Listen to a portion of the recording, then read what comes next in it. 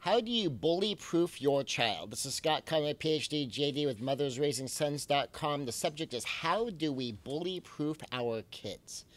Bullying has been around probably forever. It's probably going to be around forever. No matter what we do to try to deal with it, there's always going to be human beings behaving badly, and there's going to be kids because they're kids. They're immature.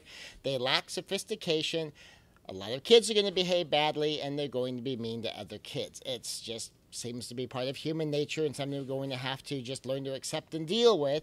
No matter what we try to do to get rid of bullying, it's going to be around. It's kind of like crime. It's always going to be around. But what do we do about it? No matter how much we teach people to not bully, some of them are going to bully. Just like no matter how much we teach people not to commit crime, some people are going to commit crime. It's just the way it is. So we need to take action to protect our kids from being bullied. Now I'm going to open with sometimes what's the hardest thing to face, and that is the fact that sometimes nothing is going to be done. Sometimes nothing can be done. Here's something I want you to consider. If you are the principal of a school and you have two kids, and then we'll just use Sam and Joe. Sam and Joe both come to you. Sam says, Joe's bullying me, and Joe says, I didn't do anything. And you're the principal. What do? What happened?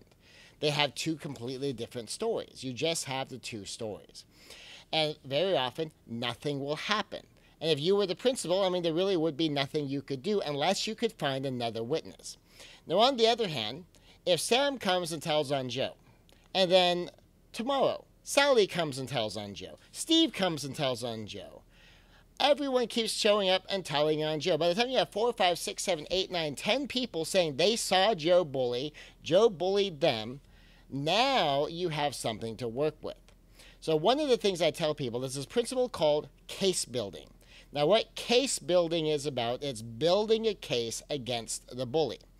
Part of understanding case building from a legal perspective, sometimes the police can't do anything about a crime report against someone. It's still worth making the report.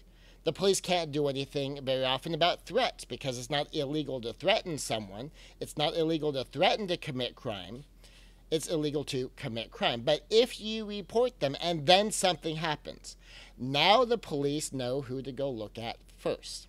So if you report someone for bullying to the school, or you talk to their parents, don't be surprised if nothing gets done the first time, maybe even the second time. By the time you're getting to 2 or 3 or 4 times, now you're beginning to have a case that was built. So the first step to dealing with bullying, to help protect and bully-proof your kid, is to teach them always tell. Now, of course, the bullies themselves will always say, you're being a tattletale, or what, you can go renting to mommy, you can go renting to the principal, and they'll try to humiliate the kid into not telling. This is the simple thing I tell kids. Of course the bad guy doesn't want you to tell. He's the bad guy. If the bad guy doesn't want you to tell, that means he's afraid of you telling. So that's why you go tell. And if you get ridiculed for, you're the baby's renting to mommy, and so it's like, well, one of us has to be grown up enough to go report this to the right people. That's what grown-ups do. Grown-ups call the police. And I'm going to go tell the teacher, or I'm going to go tell the principal, or I'm going to tell my parents. You teach your child not to do this from a whiny place of exasperation. I gotta go tell mom. And it's like, my mom's going to hear about this. The teacher's going to hear about this. I'm going to make sure I go tell the principal. Well, the principal's not going to do anything, which might be true. So, well, that's up to the principal. My job is to report this. And they go report it. Now, might there be some ridiculing involved? Of course there is. This is a bully. That's what bullies do. If the bully is bullying a kid, don't be surprised if the bully is going to pick on a kid for reporting the bully. But ultimately, the goal is to let the bully know that your child is not a target, and that bullying your child is going to get that bully reported again and again and again. And even if nothing happens the first time, bullies tend to have at least an intuitive understanding that if I keep getting reported, I'm going to end up in trouble, and to work forward from there. And that is one of the most powerful things you can do, is to make the report and also not be surprised at all if nothing gets done from any given report. Now, if there's additional witnesses to bullying, of course, ask those witnesses if they will come back your kid up. So find out from your kid if other people saw it. And another thing, if it's, say, cyberbullying, if it's bullying by text, bullying by social media, get screen captures. Get the picture of the screen if it's by phone. Get a picture of the screen or what happened if it's on social media in any way, shape, or form. If it's by email, print out a copy of the email or get a capture of that email. So that way you can show this is what's happening. This is what your child's saying if you're talking to the parent. This is what's going on if you're talking to the school. Even if it's not directly relevant to what happened at school because it was something later on at home, but what you're reporting is something that happened at school.